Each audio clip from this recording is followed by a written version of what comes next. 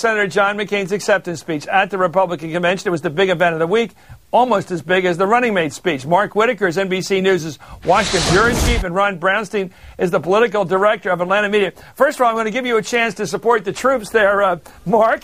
One of your troops was under balloon attack last night. We were calling her Andrea of the 1,000 balloons. I think Tom Brokaw called her Boom Boom last night. Anyway, let me ask you about this, the staging, since you're on right now, Mark. Republicans do seem to be better at staging these things. They get the balloon drop occurs on schedule. The Democrats that often get stuck up in the webbing up there. What did you think of the whole rollout of the new running mate and, of course, the refurbished candidacy of John McCain? Well, I feel like I just got back from a week of Alaskan Idol. I mean, when you think about it, a week ago, most Americans didn't know who Sarah Palin was. The other night, 37 million people tuned in to watch her speech. She's on the cover of People magazine. It'll probably sell out. Clearly, she was the hit of this convention. I think last night's speech by McCain was, sort of did its job, but it was a little bit underwhelming by comparison. But look, what he had to accomplish this week was to unify the party. He came into the convention with a lot of doubts about him, not a lot of enthusiasm in the rank and file, and I think Sarah Palin did that for him. And I think without her, I think we would have been coming out of the convention feeling that it just didn't really measure up to the Democratic convention, that the momentum was on the Democratic side. I think she helped stop that. I think the polls are going to suggest that it's still a very, very tough and even race.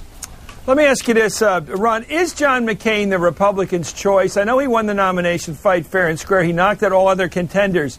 Does he have the heart of the Republican Party? I just was taken again during this week when everybody was cheering the fact that this is a party of mavericks. Well, of course, the Republican Party is not a party of mavericks. It's a party of regular Republicans, middle-class people, mostly white, not very much diversity there, very much uniform in their thinking, lower taxes, they support the war. The idea of a party of mavericks, is that real or is that just the show business of this week? Well, I think it was not a very popular idea a year ago, and I'm not sure it'll be as popular a year from now if he wins. The Republican Party is more ideologically uniform than the Democratic Party, whether you look at it by its electoral coalition or the folks in Congress. And if all the things that were being cheered this week, John McCain's willingness to break with his party, his disagreements with Bush, his tendency to set an independent course, those were the principal obstacles to him in winning the nomination initially. One reason why he didn't run so well among rank-and-file Republicans. And if he is president and is trying to govern that way, there would be a lot more conflict. Can I just disagree a little bit with Mark politely? I do not think John McCain accomplished what he needed to do last night. I think the speech will be looked back on as a missed opportunity because I think it reinforced him where he was strong rather than shoring him up where he was weak. Americans already believe John McCain is a person of integrity with an heroic personal story, and I think he was very effective in recounting those aspects of his career. But where he was weakest in the speech is where I think he ultimately will have the greatest need in this race, regardless of what happens in the next few days in the tracking polls. The biggest obstacle for McCain is the doubts among those swing voters that he has energy, vision, a plan to deal with their day-to-day concerns, and that's where the speech was clearly at its weakest. There really was very little effort to kind of show that he could roll up his sleeves and deal with their kitchen table problems, and I think that lost opportunity will be significant if they can't figure out a more effective way to convince people that they're in there, kind of under the hood, solving problems. I think it is going to be a problem for McCain and probably force him back into a strategy that focuses on disqualifying Obama. But isn't that a risk he would take? Let me ask Mark this, because just politically, if he lays out a litany of things he's going to do, a new vision as a maverick, he either goes the ideological route, which makes that room happy, the red meat ideological route, rolling back the New Deal, cutting taxes dramatically, maybe a more hawkish foreign policy. Then he risks the middle. Didn't he have a Hobson's choice there? Well, the other thing you have to remember is I'm not sure that this new this reform message is fairly new, and I think it may actually have been driven in a kind of chicken and egg way by his choice of Sarah Palin. Up till less than almost a little bit more than a week before the convention, our reporting suggests that McCain very much wanted to pick his friend Joe Lieberman. I think if he had picked Lieberman, it would have been a different message. It would have been bipartisanship. It would have been experience. I think at the last minute he went to Palin, and I think because of her life story and her image as a reformer, I think they decided to go with the reform message. So I'm not sure that they actually have the specifics lined up behind that message. Maybe we'll see more of that in the coming days. Well, it's a stunning Chris? development, gentlemen, because if that was the case, and that was reported by the New York Times' Elizabeth Bumar, and I believe Andrea's on that story too, Mark, that he was really edging up close and was probably talked out of it by his people. What a dramatic change. Let's watch now John McCain speaking last night. It's such an amazing confession, I thought, for a major acceptance speech. Here he is talking about, I believe this bite is him sort of recounting the sins, if you will, of the last 8 years.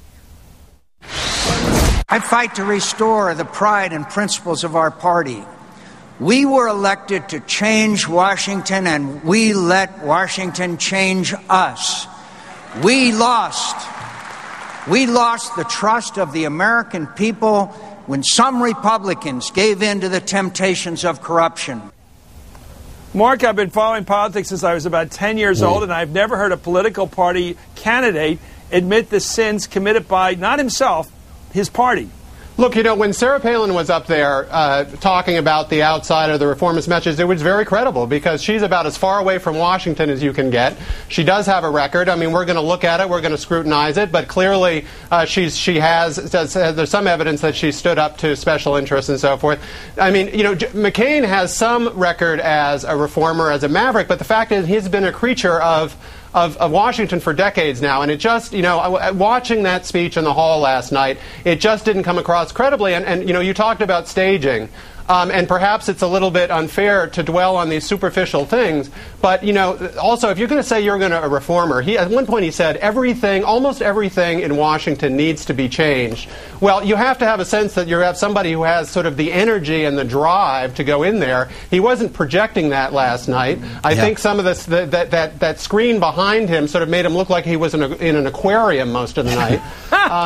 You know, so I mean, I think, you know, I'm not sure that part of the message went off that well. Chris? Go ahead. Yeah, I was going to say, that kind of rhetoric reflects the overarching strategic, you know, reality of this campaign, which is that John McCain cannot win simply by unifying Republicans. He has to win independents in order to win, which is not true in reverse, by the way, for Barack Obama. And the reason is because Democrats now outnumber Republicans in the electorate. In 2004, Bush was able to win because he was able to drive up Republican turnout to the point where it equaled Democrats. He lost independents and still got elected. John McCain has to find a way to try to narrow that partisan ID gap, that intensity gap, and to also try to reach out to the middle. And as we have said, I mean, Sarah Palin is an attempt at a twofer here, that with the social conservative views to try to get some energy in the base, she certainly electrified the hall on Wednesday, and hoping that with her kind of reformer ID that he can reach out to the middle. But I think the piece that was missing last night was process reform, yes, policy outcome, not so much. And as Mark said, not the energy. I mean, the issue about his age, I don't think, is whether he is competent to be president. It's whether he is forward-looking, has new ideas, a vision, the energy to change things. And I don't think he conveyed that very effectively last night. I think the question is there a McCain future?